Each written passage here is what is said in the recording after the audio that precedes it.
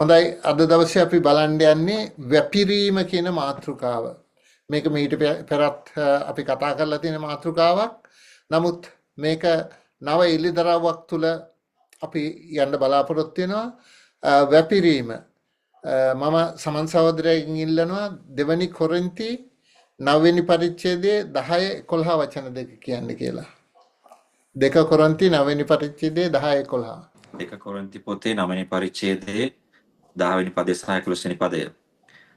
ඉතින් වපුරන්නාට බීජද කෑමට රොටිද සපයා දෙන්නා වූ තැනන් වහන්සේ නුඹලාට වැපිරීම පිණිස බීජ සපයා දී වැඩි කොට නුඹලාගේ ධර්මිෂ්ඨකමේ ඵල වර්ධනය කරනසේක. මෙසේ නුඹලා සියලු ත්‍යාගවන්තකමටද සියලු ආකාරයෙන් පොහොසත් වන්නාහුය. එය අප කරන කොටගෙන දෙවියන් වහන්සේට ස්තුති උපදවන්නේය. හොඳයි මගේ වර්ෂන් එකේ තියෙන්නේ වපුරන්නාට බීජද කැමට ආහාරද සපයා දෙන දෙවියන් වහන්සේ ඔබට බීජ සපයා දී ඒවා වැඩෙන්නට සලස්වා ඔබගේ ත්‍යාගශීලී භාවයේ අස්වැන්න සරු කරන සේක. මොකද්ද කියන්නේ? මෙතන කියන්නේ දෙවියන් වහන්සේ වපුරන්ඩ බීජත් දෙනවා කෑමට ආහාරත් දෙනවා කියලා තියෙනවා නේද? වපුරන්ඩ බීජ දෙනවා කෑමට ආහාර දෙනවා. ඊට පස්සේ වපුරන දේවල් වැඩෙන්න සලස්වනවා. ඒ වැඩෙන්න සලස්වලා ඒ වලින් අස්වැන්න එනවා. ඒ අස්වැන්නෙන් තව තවත් ත්‍යාගශීලී වෙන්න තමයි දෙවියන් වහන්සේ මෙතෙන්දී ප්‍රකාශ කරන්නේ. එතකොට දෙවියන් වහන්සේ වපුරන්ඩ බීජ දෙනවා. එතකොට ඛණ්ඩ කැමට වෙනම සපේනවා. මෙන්න මේ දේ අපි තේරුම් ගන්න ඕනේ. දෙවියන් වහන්සේ අපිට දෙන කොටසක් තියෙනවා අපි වපුරන්න ඕනේ. ඒක තමයි දෙවියන් වහන්සේ බලාපොරොත්තු වෙන්නේ. right? වපුරන්ඩ කොටසක් දෙනවා අපිට පරිභෝජනයේට කෑමට තව කොටසක් දෙනවා. දැන් අපි වපුරන්ඩ දුන්න දේ කෑවොත් මොකද වෙන්නේ? අපිට වපුරන්ඩ දෙයක් නැතුව යනවා. එතකොට අපිට අස්වැන්නක් ගන්න බැරුව යනවා. හරිද? එතකොට අපිට කණ්ඩ තියෙන දේ වැපුරුවත් මොකද වෙන්නේ? ඒක බීජයක් නෙවෙයි. දෙවියන් වහන්සේ ඒකට ආශිර්වාද කරන්නේ නැහැ. අපිට වපුරන්ඩ අපිට කණ්ඩ තියෙන දේ වැපුරුවයි කියලා ඒකෙන් ප්‍රයෝජනයක් අපිට ගන්න බෑ.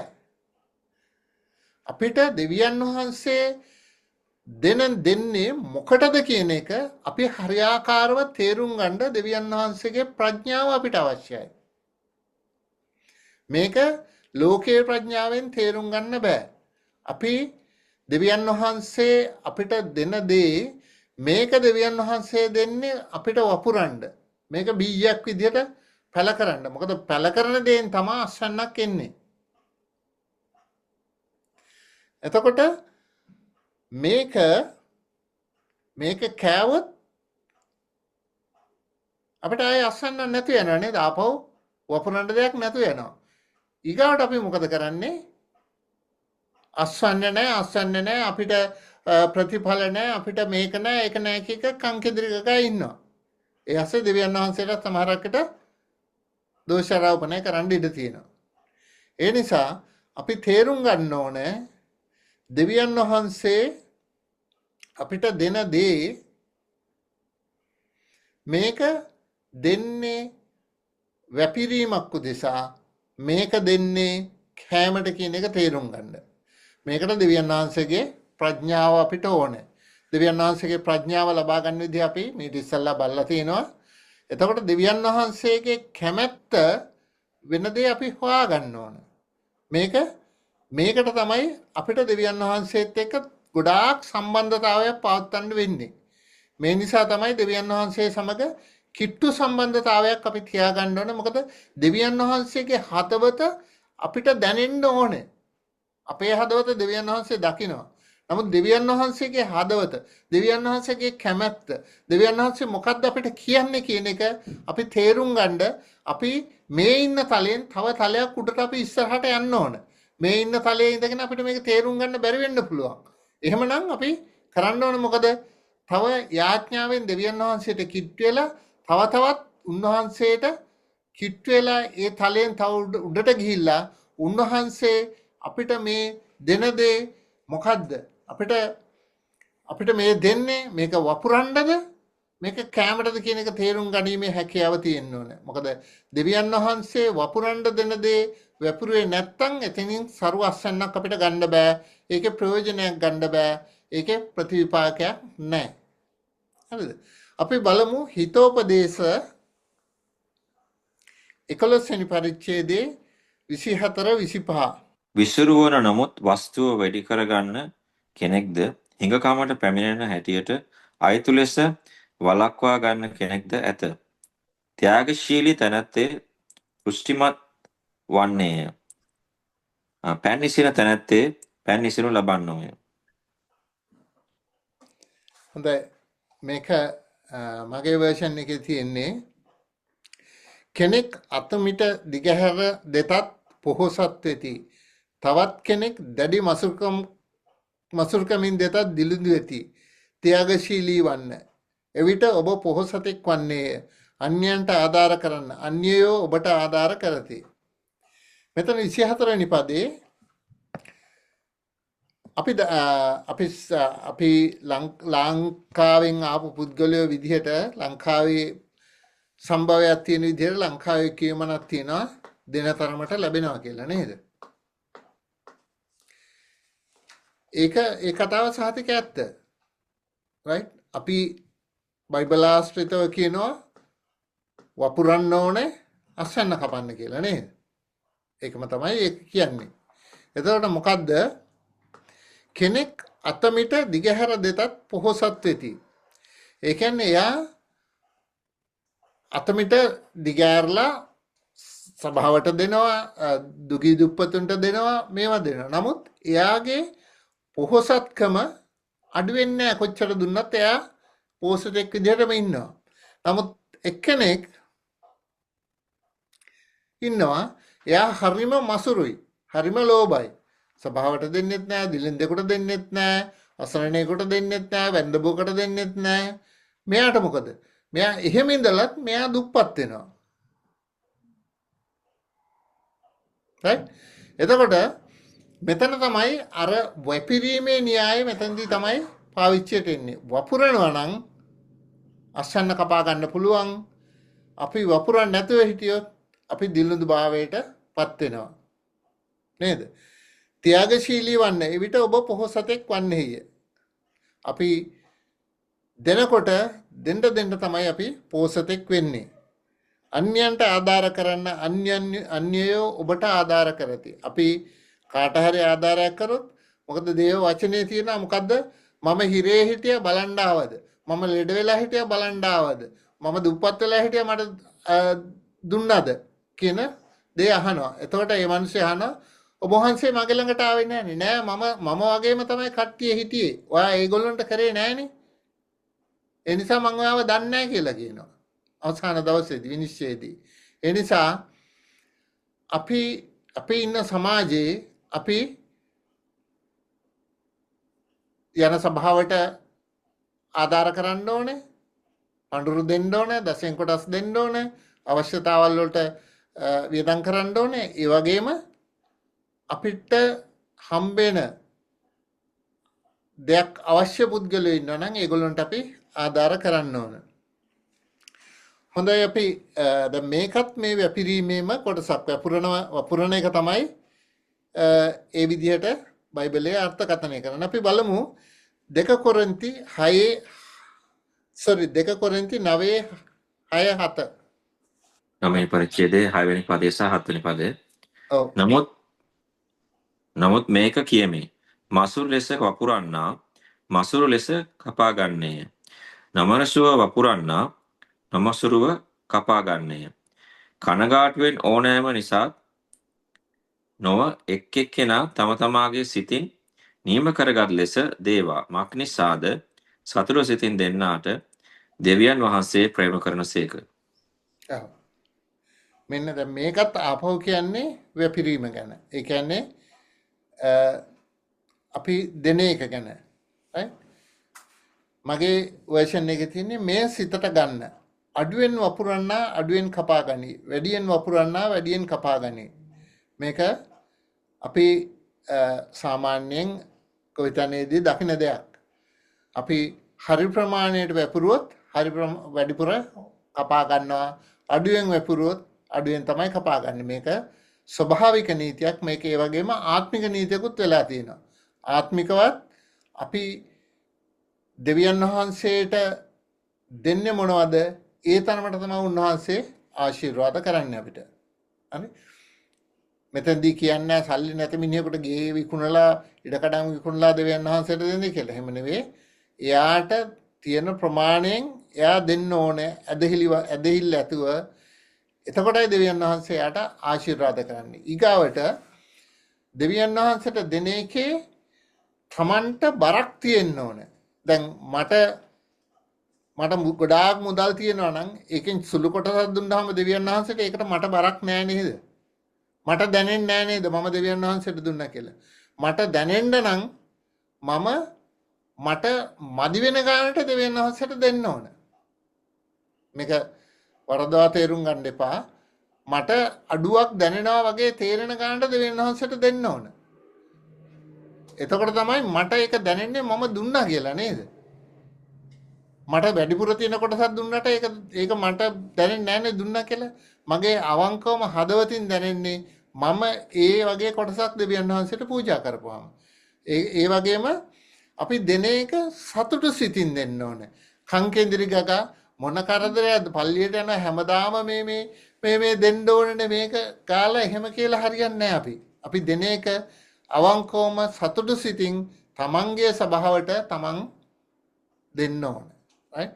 වරදවා තේරුම් ගන්න එපා. මං කාගෙන්වත් සල්ලි එකතු කරන්නේ නැහැ. ඒ නිසා මම සල්ලි ගන්න බලාපොරොත්තු කියන දෙයක් නෙවෙයි.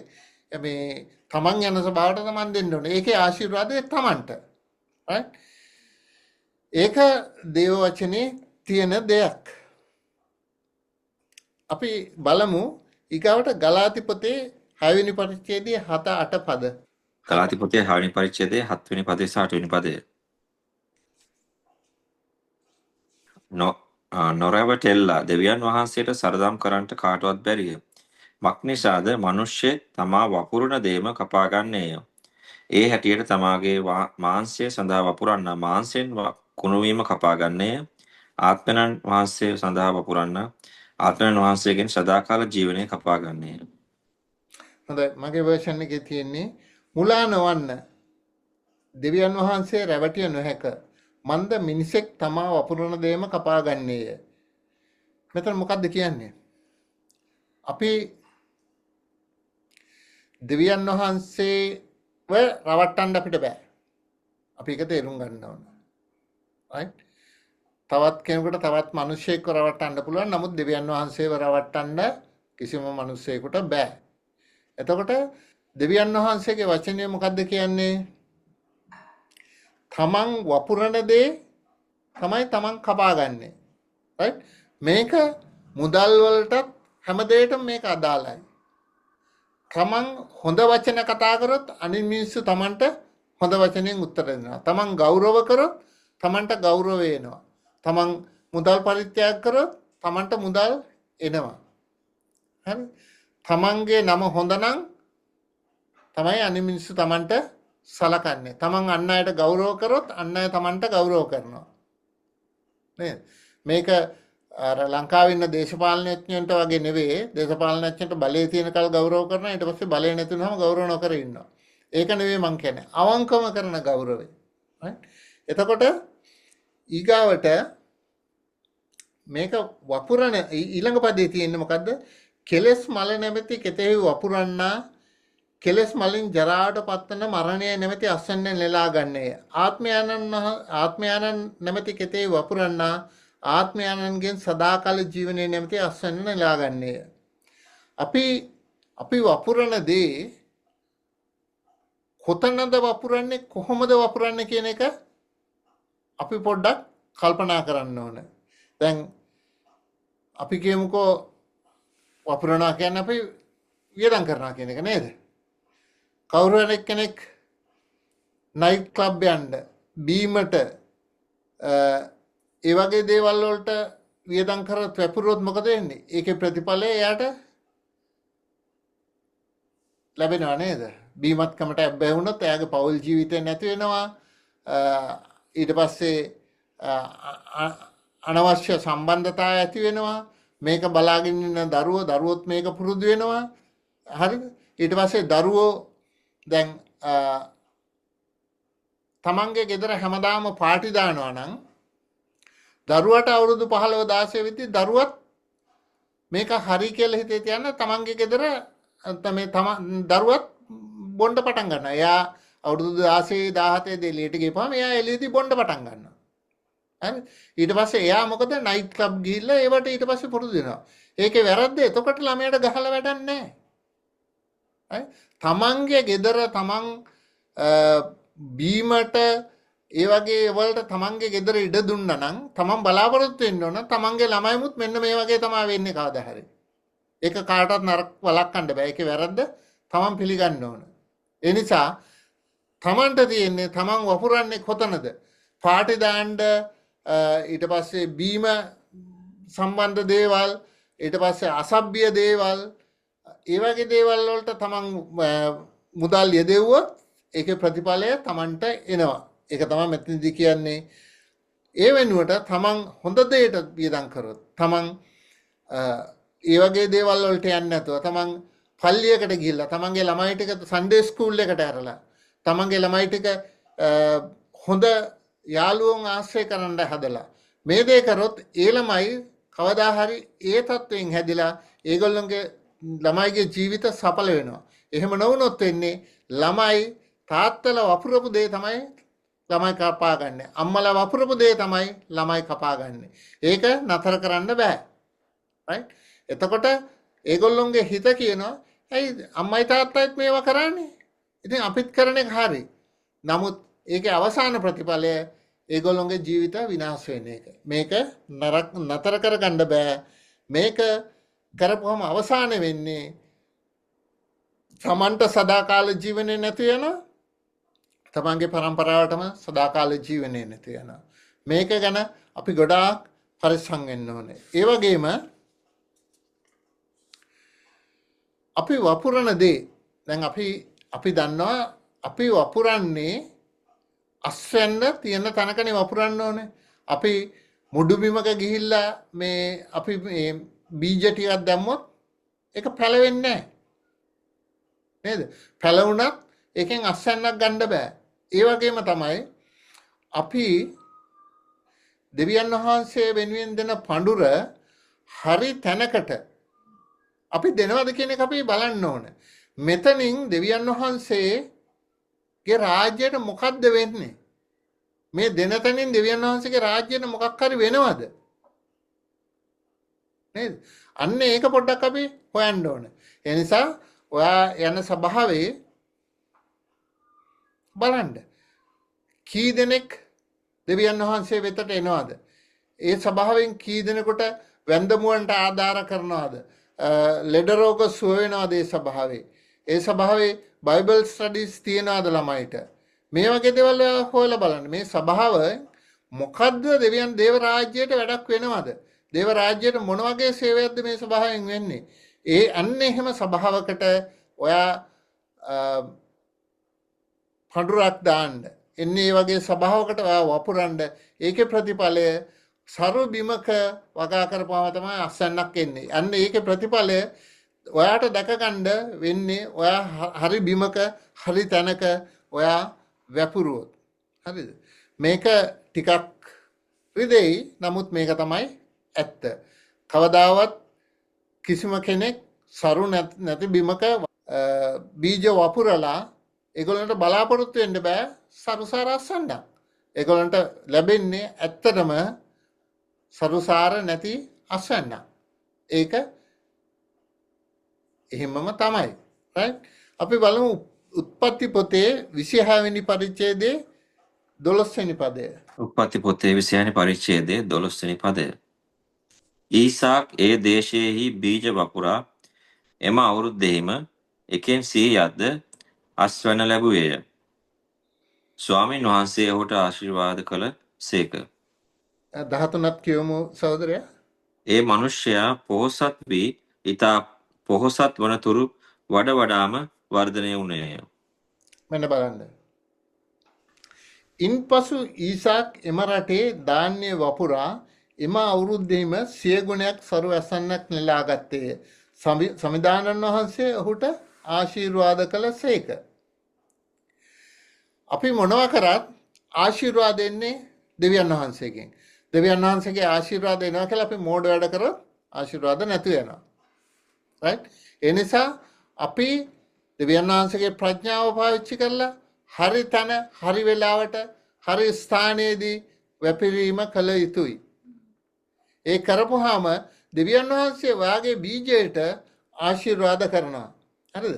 මේක ආශිර්වාදය සමහර අය මේක අර්ථ දක්වනවා ආත්මික ආශිර්වාද විතරයි කියලා. නමුත් මෙතන අපිට පේනවා ඊසාක්ට දෙවියන් වහන්සේ මොකද්ද ආශිර්වාද කරාලු. 100 ගුණයකින් සරු ඇසන්නක් නෙලා ගත්තේය. ඒ කියන්නේ සාමාන්‍ය පුද්ගලයෙක් ලබනවා වගේ 100 ගුණයකින් ඔහු අස්වැන්න නෙලා ගත්තලු. ඒ බීජ වපුරලා. ඊට පස්සේ මොකද්ද කියන්නේ? ඔහු ධනවතකමෙන් සමුද්ද වී මහා බලවතෙකුට බවට පත්විය. ඔයයි මමයි දෙවියන් වහන්සේගේ දරුවෝ. ආමේන්. දෙවියන් වහන්සේ අපිට දීලා තියෙන්නේ මොකද්ද? මේ පොළවේ සඵලත්වය. ඔයාටයි මටයි ලෙඩ රෝග වෙන්න හිඟා කන්න දෙවියන් වහන්සේ දීලා නැහැ. දෙවියන් වහන්සේගේ දරුවෙක් නම් දෙවියන් වහන්සේ ඔයයි මයි හිඟා කන තත්ත්වයටපත් කළා නැහැ. right? හැම සබාවක්ම හරි දේ කරනවා නම් ඒ සබාවල වර්ධනයක් තියෙන්න ඕන. හැම කිතුණියෙක්ම හරි දේ කරනවා නම් ඒ කිතුණාගේ අදට වඩා හෙට වර්ධනයක් තියෙන්න ඕන. ඒ දෙවියන් වහන්සේගේ පොරොන්දු දෙවියන් වහන්සේගේ දරුවෝ. ඊසාක්ට දෙවියන් වහන්සේ මොකද්ද කරේ? ඊසාක්ට දෙවියන් වහන්සේ එකට 100 ගුණයකින් ආශිර්වාද කළා. එයා හරි තැන වැපුරුවා, හරි වෙලාවේ වැපුරා. ඔහුට ආශිර්වාදය ආවා. ඒ විතරක් නෙවෙයි. දෙවියන් වහන්සේ මොකද්ද? ඔහු ධනවතුකුෙන් සමුර්ධ වී මහා බලවතුකු බවට පත්විය. right? දෙවියන් වහන්සේ ඊසාක්ව ධනවතෙක් කරා, ඒ වගේම බලවතෙක් කරා. නේද? දෙවියන් වහන්සේගේ දරුවන්ට දෙවියන් වහන්සේ ඔය ආශිර්වාදය නිදහස් කරලා තියෙනවා. right? අපිට මේ ආශිර්වාදය දෙවියන් වහන්සේ නිදහස් කරපු දෙයක්. උන්වහන්සේ කුරුසගත උනේ මෙන්න මේ ආශිර්වාදය අපිට නිදහස් කරන්න. මේ ආශිර්වාදය උන්වහන්සේ නිදහස් කරලා තියෙනවා. ඔයාටයි මටයි ඇයි මේක බැරි? මොකද හේතුව? ඔයා තාමත් හිතන්නේ අර පරණ හිතුවිලි. ඔයා හිතන්නේ තාමත් ඔයා දෙවියන් වහන්සේ පිළිගන්න ඉස්සල්ලා තිබුණ හිතවිල්ල ඔයාලගේ ජීවිතේ තියෙන්නේ. ඔයා හිතනවා තාමත් මම දුප්පත්, මම මෙහෙම වෙලා ඉන්න ඕනේ, මට තිබුණේ අපේ තාත්තත් මෙහෙමයි, අම්මත් මෙහෙමයි, අපේ පරම්පරාව මෙහෙම, අපිත් දුප්පත් වෙලා ඉන්න නැහැ. ඔයා තමයි ඔයාගේ පවුලේ, ඔයාගේ පරම්පරාවේ හැරවුම් ලක්ෂය. ඔයා තමයි මේක බ්‍රේක් ත්‍රූ එක ගන්න ඕන පුද්ගලයා. ඔයා දෙවියන් වහන්සේගේ දරුවෙක්. ඔයාට දෙවියන් වහන්සේගේ ආධිපත්‍යය දීලා තියෙනවා. මේ පොළව ජය ගන්න ඔයාට දෙවියන් වහන්සේගේ ආධිපත්‍යයේ බලය නිදහස් කරලා තියෙනවා. ඔයා තියෙන්නේ මේක අල්ල ගන්න. මම දෙවියන් වහන්සේගේ දරුවෙක්. මට දෙවියන් වහන්සේ ආලේපය දීලා තියෙනවා. මට බලය දීලා තියෙනවා. මට මේ පොළවේ සඵලත්වය දෙවියන් වහන්සේ නිදහස් කරලා තියෙනවා. ඒ ඊසාක්ට දුන්නා වගේ මටත් දෙවියන් වහන්සේ සඵලත්වය නිදහස් කරලා තියෙනවා. ඒ සඵලත්වය මම අද දවසේ ඉඳලා මම පාවිච්චි කරනවා. මං දෙවියන් වහන්සේ තුල සඵල දරුවෙක්. මම දෙවියන් වහන්සේ තුල සඵලයි. මට දෙවියන් වහන්සේ තුල සඵලයි. මම කිසිම තැනක පරදින්නේ නැහැ. මම කිසිම තැනක මේ ආත්මික යුද්ධය පරදින්නෙත් නැහැ. මේ පොළවේ අයිතිය පරද්දන්නෙත් නැහැ. මම මේ පොළවේ බලවතෙක් වෙනවා. මම මේ පොළවේ සමෘද්ධියටපත් වෙනවා. මට දෙවියන් වහන්සේ ආශිර්වාද කරලා තියෙනවා. මෙන්න මේක නිතර දෙවෙල මුමුණන්න. ඔයාගේ පරණ ජීවිතෙන් ඔයා අයින් වෙන්න. ඔයා දැන් මේ ඔයා ලබපු අලුත් ජීවිතය ඔයා ලැබපු මේ නව ජීවිතය නව මැවිල්ල ඔයා දෙවියන් වහන්සේ තුළ නව මැවිල්ලක්. ඒ නව මැවිල්ලේ අයිතිය ඔයා ගන්න. ඔයාගේ දරුකමේ අයිතිය ගන්න. අද ඉඳලා ඔයා හිතන්න මම කවදාවත් පරදින්නේ නැහැ. මම දෙවියන් වහන්සේගේ දරුවෙක්. මට බොහෝ සඵලත්ව වෙනවා. ආත්මික සඵලත්වයේ සේම මට ශාරීරික සඵලත්වය. මගේ ලෙඩ රෝග මට අයිති නැහැ. මම ඒකෙන් ජය ගන්නවා.